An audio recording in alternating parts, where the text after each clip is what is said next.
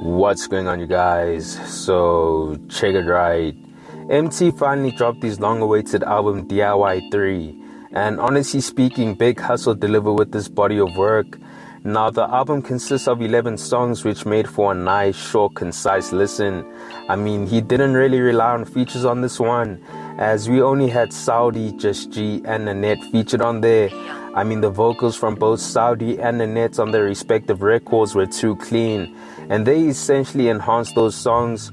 All I'll say is Wake Up is my favorite song on the album, but we'll get into that a bit later. Now, as far as the sound of the album goes, right, while Big Hustle doesn't really deviate from his original melodic sound, I mean, he makes sure to come with the vocals, but also what's an Emtee body of work without him trapping on a few records? Now, the thing about Emtee is that he's going to make the music that is relatable to the people. I mean, on Good Time, he speaks on how people didn't believe that he grew up in a shack, how everything he does right now is for his kids. He also touches on how things were a bit real for him in the trap and how his parents would worry about him. But now because he's balling, he's in a much better place, with him being able to count cash on the hills, as he puts it. And even though his life isn't necessarily easy, he still feels blessed. Now on Keep It Real with Saudi, I felt like the record was more hook oriented. I mean, Emtee displays why some consider him as a hook master. But besides that, I found it telling that he doesn't care for creating relationship with niggas because he's got Logan and Avery, truly letting us know that he's trying to be a present father. And how can you hate on that?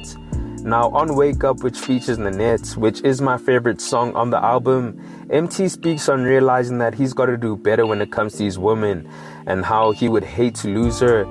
He essentially needs to wake up, otherwise she could potentially move on, which is why he feels the need to do better. He recognizes that his need for hustling might have left her neglected, but knows that she has his heart, but wants her to also play her part. Now, I guess this record speaks to the turmoil he experienced in his relationship with his wife, but I won't get into that. If you know, you know. But as I said earlier, Nanette's vocals on this one was a beautiful touch, and she honestly deserves more recognition for her craft.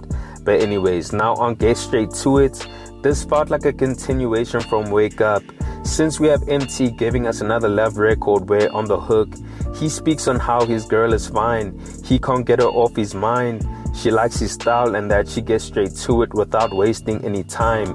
So overall, it's a chilled record, not too much happening in the verse. The hook was definitely the highlight once again. Now with War, I didn't necessarily like the record sonically, I just like the message that was being conveyed. I mean, Emtee speaks on how he isn't a king, instead he's a warrior, because on the way to the top, he was facing a lot. He touches on how because he's war ready, everyone can get it, and how as a youngin, he was always in the mix where he was more focused on the music instead of chasing women. Now with the second verse, right, he addresses the narrative of people saying that he's broke and just a junkie, which isn't the case according to him. I mean, we can hear him say, I'm not stopping till I'm rich, told my son I will never switch, 2025 finna be a lit year, I'm coming for everything and they know it, they thought it was over for me and I'ma show them, they said I was broke, how the fuck my kids growing, shit, how the fuck I went broke. So even though I didn't necessarily mess with the record sonically, the messaging in the song was perfectly executed in my opinion. Now with the next song being Believer, I honestly did not like this record. It just felt like a filler for the album and a lazy sounding song in my opinion. And I know I'll probably get cooked for saying that, but hey, that's my 2 cents. Now Amanga is really good. We have Emtee, or better yet, Big Hustle, return to that classic sound of his, tapping into that melodic rap on an 808 type beat.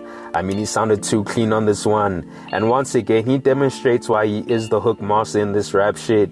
Now, in terms of the messaging, he doesn't really deviate from what he usually talks about. He just speaks about the struggle, the hustle, and proving the doubt is wrong. Essentially just a good sounding record. Now with Blessed, this is another laid-back sounding record where we have Big Hustle feeling appreciative and blessed for having everything he has. He speaks on his come up and how everything got started for him, and how because he's got God watching over him, he doesn't really need anyone, especially the doubters. I mean, the lines that convey his message the best is when he says the following: I met Ghazi and Sanson, never knew this would happen. I'm busy closing deals, nigga, I'm not just rapping.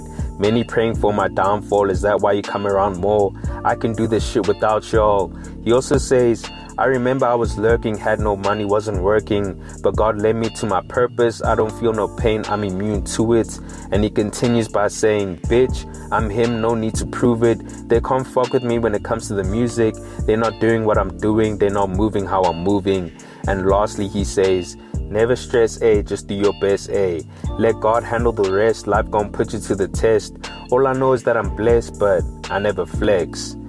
Now with the last two remaining joints on the album being Lil Nigga and Larry Bird, we can hear Emtee tap into his trap bag once again, and he makes sure to deliver on those ones, really closing off the album on a good high note.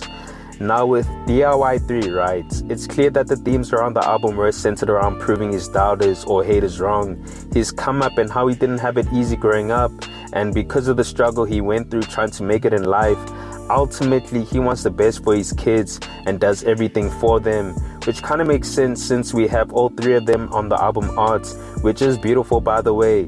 Now Emtee lets us know on the album that he isn't perfect and does make mistakes along the way, but he'll always make sure to hustle because essentially he's a family man and can't have his kids growing up like he did, which I find commendable. Now because Emtee can be controversial at times when he's on his socials, a lot of people were praying for his downfall when it came to this album, but it looks like he might have silenced the noise with this one. I mean, DIY 3 has been performing well in terms of the numbers, with it charting well and accumulating a good amount of streams, so it's clear that the people mess with the album, and hopefully he capitalizes on the good reception it's been receiving, where we see him roll out the album even more post-dropping.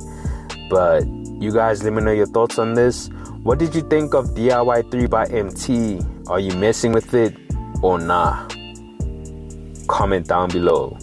Anyways guys, thanks for tuning in and I hope you enjoyed. Please make sure to hit that like button if you found the content dope, and hit the subscribe button if you haven't already. It's on to the next one. Peace.